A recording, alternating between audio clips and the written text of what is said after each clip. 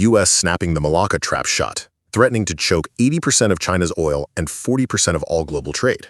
So, while the world's been totally distracted by the Strait of Hormuz, the US is quietly negotiating a defense pact with Indonesia to secure the Strait of Malacca, which is basically the global economy's jugular vein. First, let's look at the sheer scale of this strait. You kind of have to think of it as the world's busiest economic highway, where just one roadblock could crash everything. I mean, 40% of all global seaborne trade and 25% of the world's oil passes right through here. That makes it significantly more critical than Hormuz, which only impacts about 20% of global oil. Second, look at the US encirclement happening right under our noses. Washington is currently negotiating a major defense partnership with Indonesia. Add in their existing tight military ties to Singapore, Malaysia, Thailand, and the Philippines, and you really have to ask, so what happens when one superpower suddenly holds the keys to all the toll booths?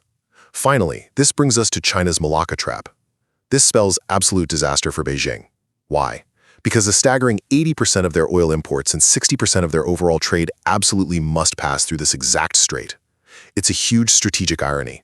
China's this massive economic juggernaut, yet they're completely reliant on a narrow strip of water surrounded by US allies, a vulnerability they've spent 20 years desperately trying to escape.